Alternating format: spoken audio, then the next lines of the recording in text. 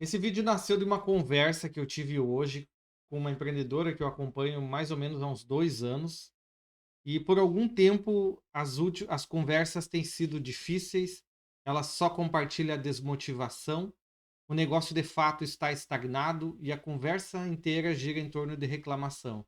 Não é de hoje, né, há bastante tempo tem se tornado assim.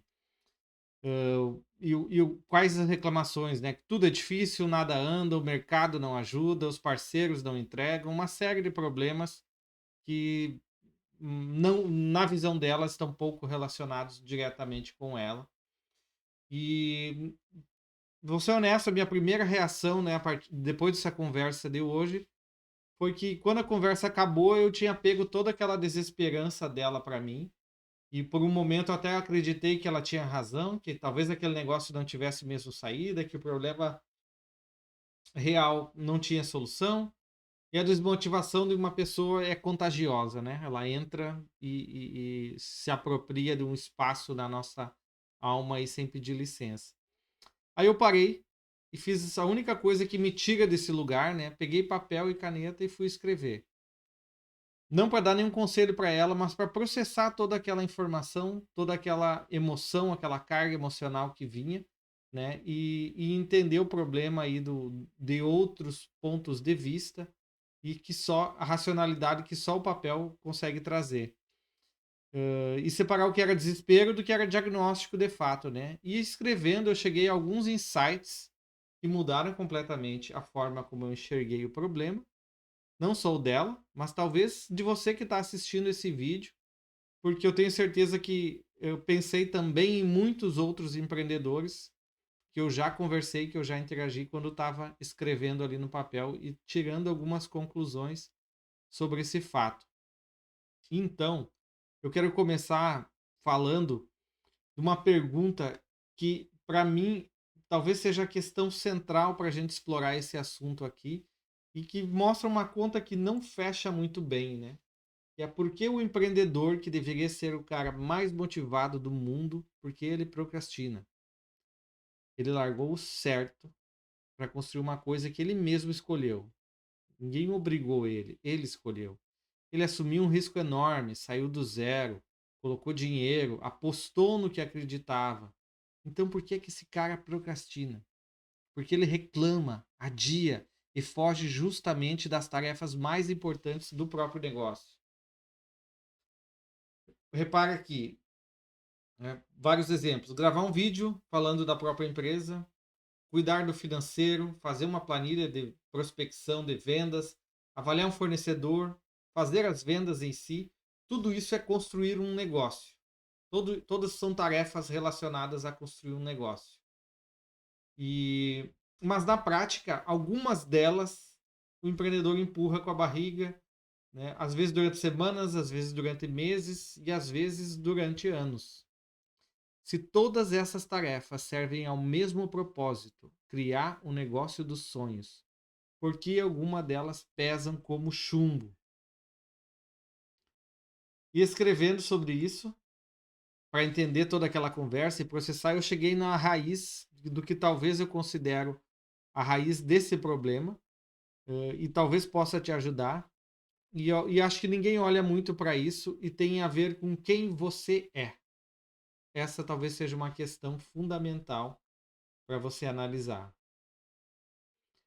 Primeiro, preciso, né, para abordar isso, eh, te ajudar a entender esse. Preciso desmontar primeiro uma ideia, né? A gente acha que procrastinação é preguiça, e quem procrastina é porque é preguiçoso ou porque a tarefa é chata. A verdade é outra. A gente odeia, a gente não odeia a tarefa, a gente odeia tudo que a tarefa nos faz sentir. Todo sentimento atrelado à execução daquela tarefa. Então, cada tarefa carrega uma emoção em conjunto. Gravar um vídeo pode carregar medo, de julgamento, pode carregar insegurança por outros motivos. Olhar para o financeiro, fazer um DRE pode carregar medo de descobrir um problema, né? Você pode tomar contato com vivenciar um problema financeiro que vai trazer uma carga emocional difícil que talvez você tenha visto no passado, né? E isso vai dificultar que você execute aquela tarefa. É fazer uma venda, talvez o medo de ouvir não, de ser rejeitado. E quando a emoção que vem junto é grande demais para a pessoa processar, ela não adia a tarefa, ela adia aquele sentimento. Só que aí começa uma armadilha, porque adiar dói. E essa dor de ter adiado alimenta o próximo adiamento. Você sofre duas vezes, uma por não fazer e outra sabendo que ainda vai ter que fazer, provavelmente numa situação pior com mais pressão. A procrastinação se alimenta da própria culpa. E aqui tem uma saída que a psicologia já mostrou, que parece o contrário do que a intuição pede. O antídoto para essa procrastinação é perdão. Quando você percebe que procrastinou, para, não se xinga, não fica ruminando, se ofendendo mentalmente. Pega papel e caneta e escreve: Eu me perdoo por ter adiado isso. E descreve o que aconteceu e se compromete diferente no texto, no papel ali. Estudos mostram que quem faz isso procrastina menos na próxima tarefa, o que quebra o ciclo de culpa antes dele girar de novo. Mas, claro, isso aqui é só um parênteses, é só para tratar o sintoma. E o que eu vou trazer hoje aqui talvez seja uma cura, né? Talvez seja uma forma bem mais difícil de abordar mais de fundo e entender a doença, né? Como se fosse procrastinação uma doença. Eu observei dezenas de empreendedores e por isso cheguei aí numa suspeita, né, nessa minha análise aí que eu fiz mais cedo, é que a procrastinação crônica do empreendedor vem de um problema estrutural. A maioria dos negócios é construída de fora para dentro. Deixa eu explicar. E talvez a próxima tela aqui te ajude. O empreendedor olha para fora, vê o que o mercado quer, vê o que o concorrente faz, ouve o que o mentor dele diz, escuta a opinião do consultor, tenta se encaixar na tese do investidor. E assim ele vai empilhando ações, estratégias, vai empilhando coisas. Empilha uma estratégia que viu num vídeo, uma tática que ouviu numa mentoria, uma visão que copiou de alguém que admira. E o resultado é uma colcha de retalhos mal costurada, um negócio desfragmentado. Talvez você tenha ouvido eu falar aqui sobre isso em outros vídeos. Feito de pedaços que vieram de fora e que nunca formaram um desenho só. E tem um detalhe cruel nisso. Quando você constrói um negócio assim, você entra em dezenas de mentorias, ouve dezenas de opiniões, se convence de alguma delas, sem mesmo saber direito por quê. E cada opinião dessas encaixa mais ou menos na sua forma de ver o mundo, nunca encaixa completamente, e o negócio inteiro vai ficando levemente desencaixado para você. E é um negócio que parte da identidade dos outros, não da sua própria. E aqui eu vou dizer uma coisa que talvez incomode os programas de empreendedorismo, e eu vivo dentro desse mundo. O que a maioria deles mais faz é dar opinião. Você sai de 10 sessões de consultoria com 10 visões diferentes do seu negócio e a tarefa de costurar tudo aquilo numa coisa só. Ninguém faz, ninguém te ensina. Você fica com os retalhos na mão. Talvez isso parta daquela coisa que o Simon Sinek chamou de why, né? Ele popularizou aquele termo que quase todo empreendedor ouviu isso, mas talvez nunca pensou a sério. Por quê? Por que você faz o que você faz? O produto é o que, a estratégia é o como, o porquê é o motivo que é só seu. E é aqui que a procrastinação e a identidade se encontram. O empreendedor que construiu de fora para dentro sabe o que o mercado quer, sabe o que o investidor pediu, sabe o que o concorrente faz. Mas por que ele está fazendo isso? Ele. Por que ele está fazendo isso?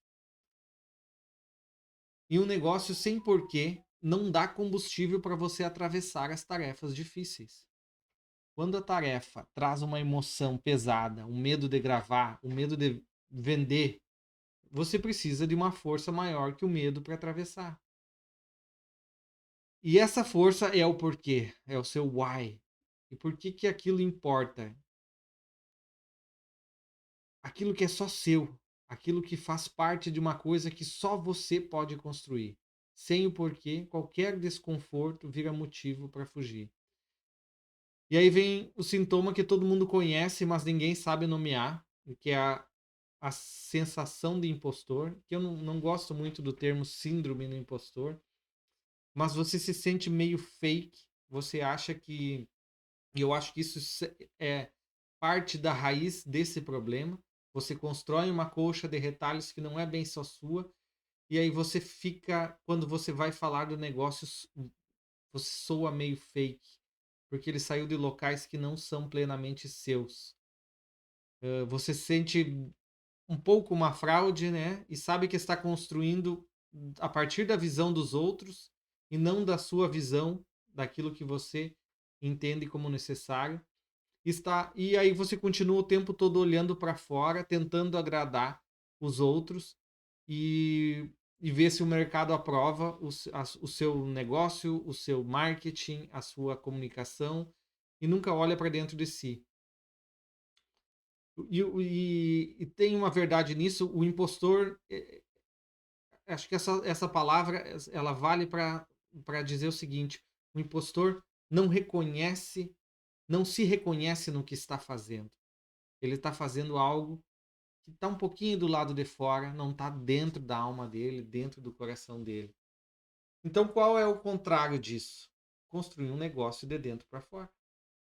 Você partir de você, do que você acredita, do que você gosta, dos seus valores, da sua jornada pessoal. E preste atenção nessa palavra, né? Jornada. Todo mundo tem uma. Uma sequência de acontecimentos que moldaram a sua personalidade. As lutas que você venceu, as que você ainda vai enfrentar e até as coisas que você evitou, porque aquilo que você desviou, que você não quis encarar, também moldou quem você é. Também está ali esperando para virar parte de uma coisa que seja só sua. Pensa em você como o herói de uma história, na jornada do herói. Né? O herói tem uma luta que é dele. E é só dele, ele precisa enfrentar sozinho. Ele tem uma coisa para compartilhar que ninguém mais tem. E essa visão do herói carrega uma visão de mundo que ele precisa compartilhar. Só ele enxerga daquele jeito. Ele precisa trazer. Quando você constrói olhando só para você, melhor, quando você constrói olhando só para fora, você nunca traz essa visão. E quando você constrói olhando internamente, olhando para você, aquela visão emerge no seu negócio e ela vira o seu negócio. E este, eu acredito que é o maior ativo, a sua essência. E agora repara no que muda. Quando você sabe qual é a sua visão, qual é o seu porquê, o produto é só uma ferramenta. O produto deixa de ser o negócio e vira o veículo. A forma de você levar a sua visão de mundo para o mundo. E aí não importa tanto qual é o produto. Importa o que ele carrega, mensagem, os valores, uma coisa que é só sua, genuinamente sua. E é por isso que os influenciadores que funcionam na maioria dos nichos têm uma coisa em comum, que é uma certa autenticidade. Você olha e pensa, poxa, isso aqui é só dele, não é sorte. E essa pessoa em algum momento parou de se importar tanto com a opinião dos outros e começou a construir por si só. E ela decidiu compartilhar a própria visão de mundo e ela construiu de dentro para fora. Isso é magnético, né? Porque num mundo onde todo mundo copia, todo mundo olha para fora para buscar as coisas e construir dessa perspectiva, quem fala de dentro vira uma coisa rara. E vou te dar um exemplo, né, da minha casa.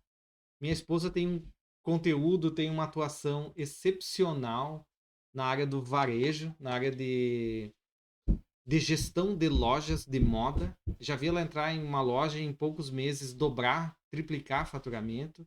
E é um conteúdo riquíssimo, é uma atuação riquíssima, um conteúdo replicável, muita gente pode utilizar, é ensinável, e eu passei muito tempo insistindo, pô, grava um curso, faz um conteúdo, vende isso, as pessoas vão ver resultado e vão querer cada vez mais. Mas esse é o ponto principal deste vídeo inteiro, que se essa ideia parte de mim, insistindo, é alguém de fora, e não do que ela genuinamente quer ser ou quer se tornar. Pode até estar atrelado ao que ela quer, mas vindo de fora, não parte do coração dela, e talvez seja só uma visão fragmentada que não consegue encaixar nessa verdadeira alma dela. E passa a existir um desencaixe, né? Ela passa a refletir sobre essa minha informação, essa minha visão de mundo, e só isso já gera um conflito, e esse conflito sozinho drena uma energia enorme, a mesma energia que talvez ela precisaria para construir esse negócio com a autenticidade dela, com os objetivos dela, não importando aí o modelo de negócio, se é curso online, se é consultoria, se é mentoria, se é o que for. Mas não existiria todo esse gasto, todo esse conflito entre o que é genuinamente seu e o que o mercado quer e o que as pessoas lá fora querem. E esse conflito de identidade consome todo o combustível e a motivação do empreender, e muitas vezes corrói aí e gera toda a procrastinação do empreendedor.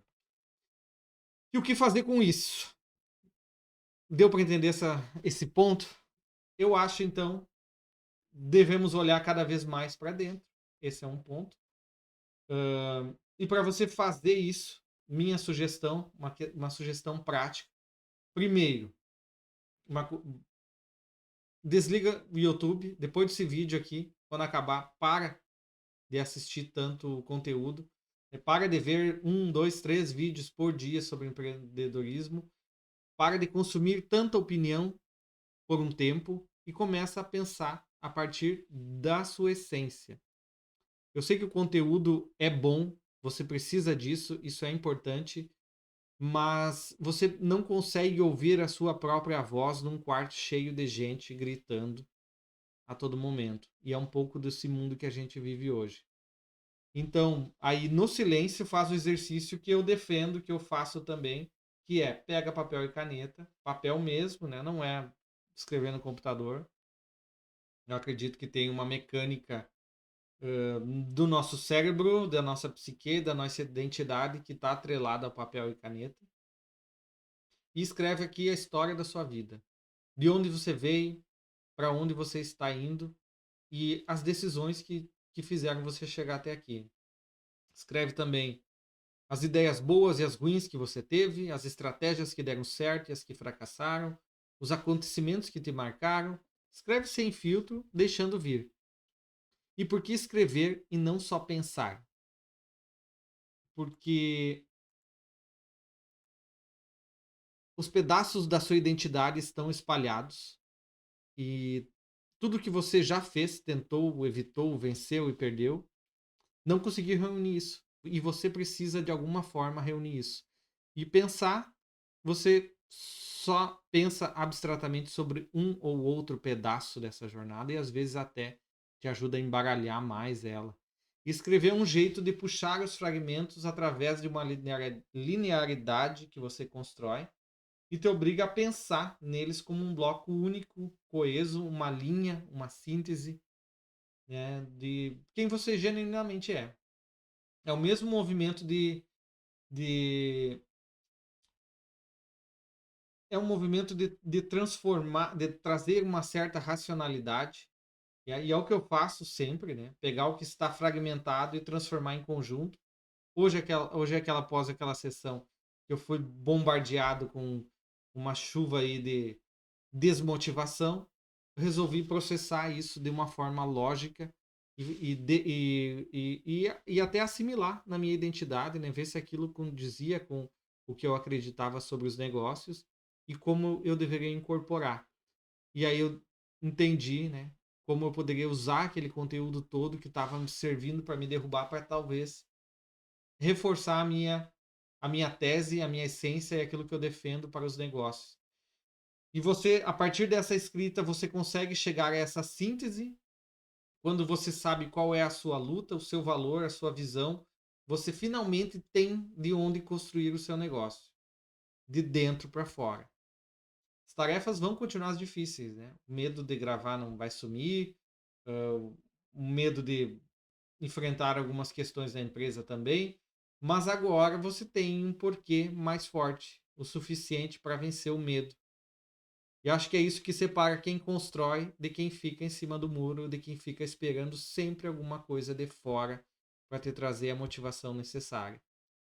Você só vai dar aquele 110% quando você entender a essência do seu negócio e como aquilo é a sua própria vida, a sua razão, toda a luta que você precisa compartilhar, toda a ideia de todas as coisas que você precisa trazer para o mundo para atrelar a visão de mundo das outras pessoas com tudo aquilo que você acredita. E para fechar, volto ali à empreendedora do início, né, que eu conversei com ela. O problema dela nunca foram esses fatores externos, são esses retalhos soltos que ela não consegue costurar.